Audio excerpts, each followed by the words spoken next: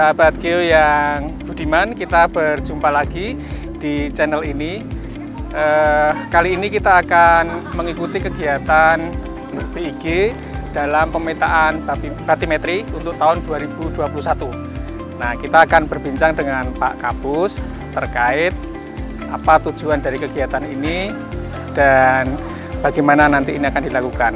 Stay tune terus bersama kami. Nanti setelah ini kita di kapal juga akan melanjutkan secara teknis perbincangan kita. Kita ikuti.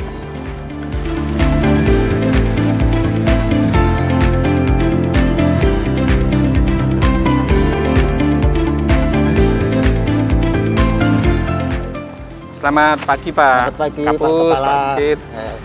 Ini sekarang kita bersama di channel kita ini. Sebelum nanti kita akan melaksanakan kegiatan pengukuran batimetri, mungkin Pak Kapus bisa menjelaskan agar nanti audiens juga lebih paham terkait dengan kegiatan yang akan kita laksanakan. Silakan Pak Kapus. Baik, Sobat Geo yang saya hormati, kegiatan survei batimetri di Kepulauan Seribu itu dalam rangka pertama pemenuhan tugas dan fungsi Pusat Pemetaan Kelautan Lingkungan Pantai, khususnya penyediaan informasi geospasial dasar kelautan dan pantai. Dalam hal ini adalah batimetri atau data kedalaman yang akan bisa menggambarkan topografi laut khususnya di Kepulauan Seribu. Kegiatan ini juga dalam rangka memenuhi Perpres 56 tahun 2019, yaitu tentang pemetaan taman nasional. Ada 7 taman nasional dan kami kerjakan pada saat ini adalah taman nasional yang ada di Kepulauan Seribu. Jadi tugas dua hal itu yang menjadi tujuan utama dalam kegiatan ini, Pak Kepala. Terima kasih Pak Kapus. Sahabat Geo yang budiman, dalam unsur penyusunan peta rupa bumi Indonesia ada salah satu unsur yaitu batimetri, dan kita sekarang akan melaksanakan sebagian dari tugas untuk menyusun sebagai pelengkap dari unsur peta rupa bumi Indonesia itu. Nah, tadi sudah disampaikan oleh Pak Kapus bahwa pemetaan batimetri ini juga sekaligus untuk mendukung komitmen BIG untuk menyediakan data dan informasi geospasial, terutama untuk mendukung Perpres 56 2019 tentang pemetaan di kawasan konservasi dan juga di Taman Nasional di Indonesia. Tahun ini kita selesaikan Pulau Seribu. Tahun depan kita akan pindah ke beberapa tempat lainnya, termasuk nanti di Bunaken, di Togean, dan nanti di 2023 kita juga akan tetap melanjutkan ini. Nah, sahabat Geo yang budiman, mari kita ikuti, kita akan laksanakan kegiatan kita kali ini.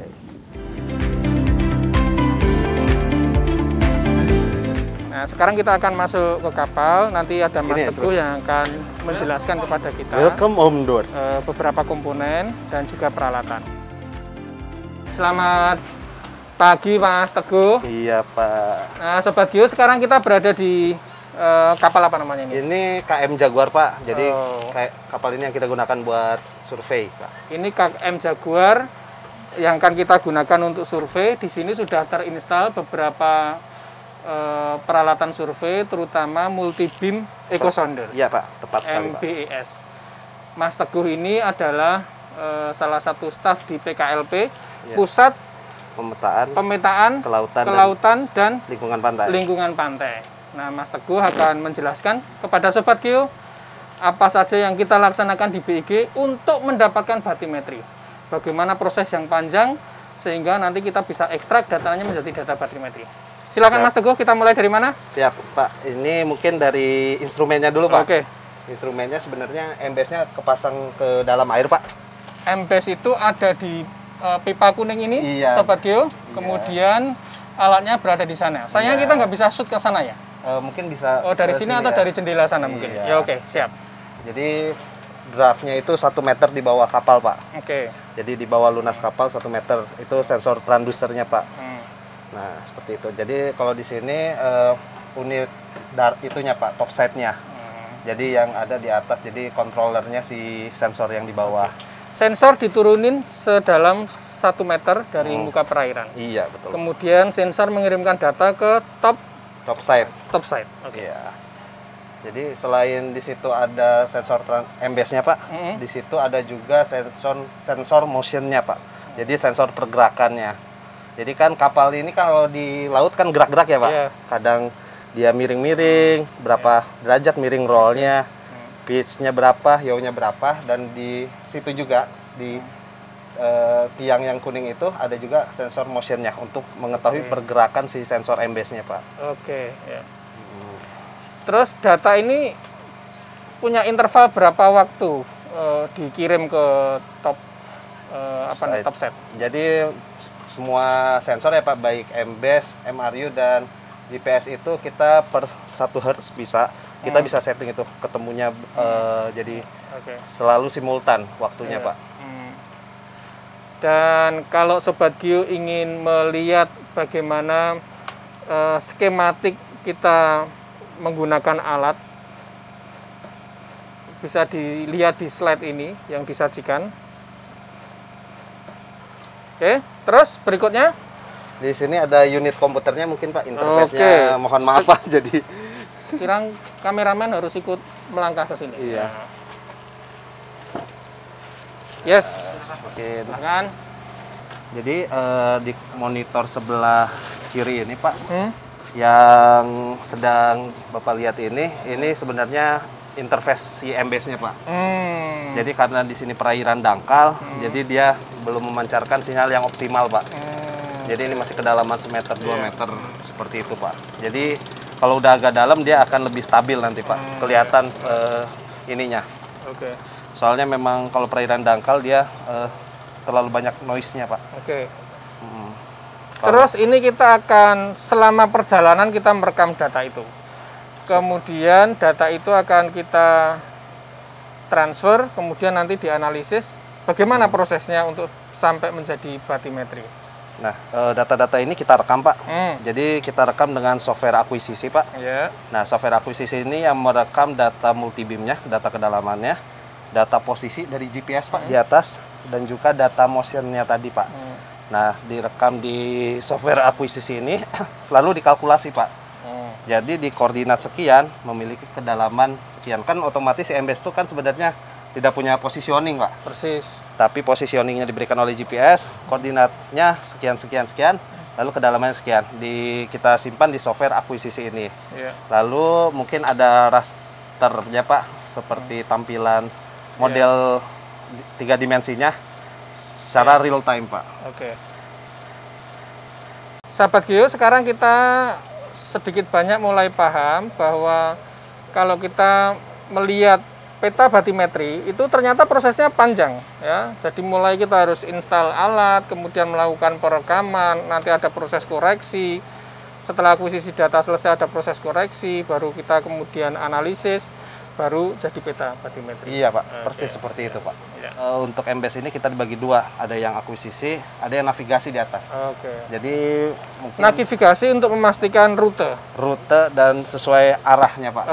Jadi si nakoda kapal dibantu untuk kan kita mempunyai area of interest untuk survei.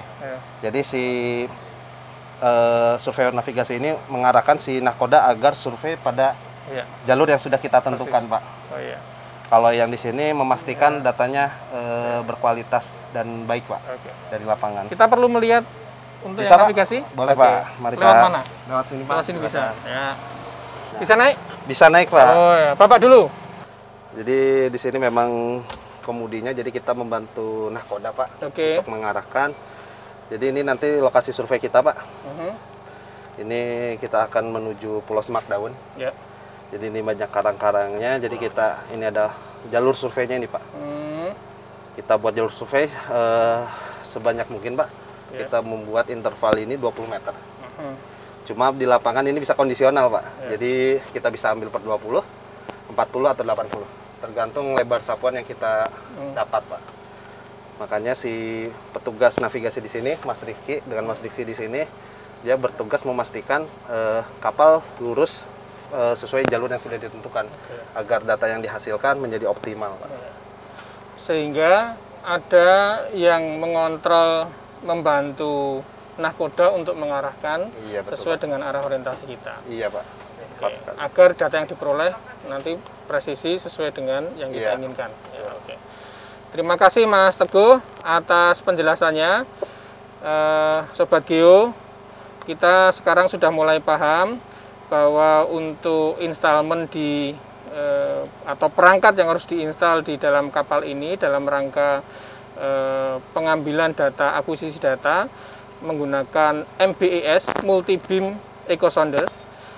Tadi sudah dijelaskan ada alat yang harus diinstal untuk perekaman, kemudian ada topset, kemudian ada tempat untuk akuisisi data, ada 2 buah komputer digunakan untuk monitor, dan di sini kita ada satu lokasi untuk mengontrol orientasi atau navigasi, membantu nahkoda mengarahkan sesuai dengan jalur layar yang harus kita rekam. Demikian Sobat Geo, kita nanti akan bertemu lagi untuk berbincang dengan Pak Deputi IGD. Kalau data ini kita dapatkan, kemudian manfaatnya apa ke depan. Sampai jumpa nanti. Sampai jumpa.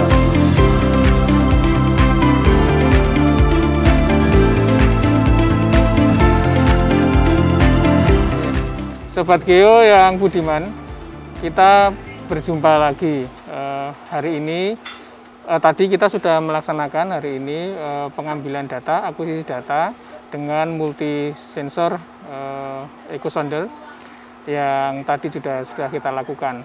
Nah, sekarang saya bersama dengan Pak Deputi Informasi Geospasial Dasar, Pak Muhammad Syafi'i. Kita akan berbincang dengan beliau untuk kaitannya dengan polisi BIG 5 tahun mendatang. Hari ini kita mendapatkan data yang akan diolah menjadi data batimetri. Pak Deputi, nanti data batimetri itu digunakan untuk apa Pak turunannya Pak? Jadi ini bagian dari tugas BIG kan Pak Mala ya. Jadi tugas BIG itu menyediakan peta dasar. Ya, itu peta rupa bumi Indonesia yang nanti mencakup darat dan laut termasuk oleh pantai. Nah, data batimetri ini nanti akan kita buat menjadi DEM, Digital Elevation Model untuk dasar laut. Nah, dari situ kita bisa membuat hypsografi. Nah, dari batuan ini nanti yang kita buat adalah hypsografi wilayah lautnya, dasar laut ya. Nantinya ini akan kita integrasikan juga dengan hypsografi atau DEM darat. Sehingga nanti kita akan punya DEM seluruh Indonesia dari darat ke laut itu seamless. Karena kita akan gunakan satu sistem referensi tinggi. Nah, tujuannya itu, sehingga nanti makanya setiap survei itu harus menggunakan sistem referensi tinggi yang sama nanti. Oke. Tugas kita di BIG itu sebetulnya lumayan berat. Kita harus menyelesaikan peta dasar skala besar itu dalam 5 tahun ke depan. Tapi kita melaksanakan survei batimetri ini kan coverage-nya nggak bisa terlalu luas Pak. Betul. Nah, ini gimana nih Pak? Nah, ini nanti kita kombinasikan Pak Kepala. Jadi untuk wilayah tertentu yang airnya cerah, kemudian dangkal, kita bisa gunakan satelit relief batimetri. Jadi yang sampai 15 meter tadi ya? Bisa sampai 10-15 meter bisa dapat kalau itu clear ya. Kemudian untuk wilayah yang agak keruh gitu ya, mau nggak mau harus pakai survei batimetri. Nah, nanti kita bagi untuk yang kapal kecil kita bisa sampai kedalaman 200 meter, misalkan, tapi yang lebih dari 200 meter nanti dengan kapal besar sekalian, karena supaya bisa mengcover wilayahnya agak luas. Memang tidak bisa cepat karena survei batimetri ini biayanya cukup tinggi, keterbatasan anggaran pemerintah, kita nggak bisa melakukan dengan cepat. Tapi resource-nya ada sebetulnya, ada beberapa instansi yang punya kapal yang bisa kita pakai, kemudian yang punya peralatan juga banyak. Ini bisa kita kerahkan nanti sepanjang anggaran itu nanti tersedia. Ya mudah-mudahan setelah darat ini terpenuhi kebutuhannya, nanti laut kita akan kerjakan. Karena laut ini kurang lebih 70% luas Indonesia dibandingkan darat ya. Kalau kita lihat kan sebetulnya tidak hanya BIG yang bergerak atau mempunyai tugas untuk pengukuran batimetri ya. Betul. Ada BPPT, ada Pusidrosal, mungkin juga ada LIPI yang oceanografi, macam-macam. Nah, ini sepertinya harus disinkronkan ya, biar datanya bisa komplit itu. Betul, itu kolaborasi. Ini nanti tugasnya BIG sebetulnya untuk mengkoordinasikan, mensinergikan, mengkolaborasikan. Instansi lain banyak yang punya peralatan. Tujuannya bukan untuk batimetri sebetulnya, untuk keperluan yang lain. Kebetulan batimetri juga diambil datanya. Nah, mereka pasti punya kan. Nah, nanti kita akan sinkronkan mana yang sudah ada, kita integrasikan, yang belum ada itu yang kita programkan untuk disurvei. Apakah itu nanti kalau tanggapnya kita bagi-bagi tugas lah, untuk misalkan untuk wilayah-wilayah yang itu digunakan untuk keperluan navigasi laut, jalur pelayaran, ini biar kita serahkan ke posisi dorsal misalkan. Tapi wilayah yang lain seperti landas kontinen atau itu tugasnya BIG. Tapi BIG nggak punya kapal, kita minta bantuan BPPT, LIPI dan sebagainya. LIPI dan BPPT juga melakukan kegiatan penelitian pengembangan di laut juga. Mereka juga mengambil data batimetri di luar program kita. Nah, itu juga bisa kita manfaatkan datanya. Iya. Jadi intinya harus berkolaborasi dengan beberapa unit yang lain. Demikian Sobat Geo yang budiman, kami di BIG, kita semua di BIG punya komitmen bersama untuk menyelenggarakan informasi geospasial, terutama menyelesaikan informasi geospasial dasar dalam 5 tahun ke depan, dan juga melakukan pembinaan pengembangan berbagai informasi geospasial tematik di Indonesia. Sampai bertemu lagi di episode selanjutnya. Terima kasih.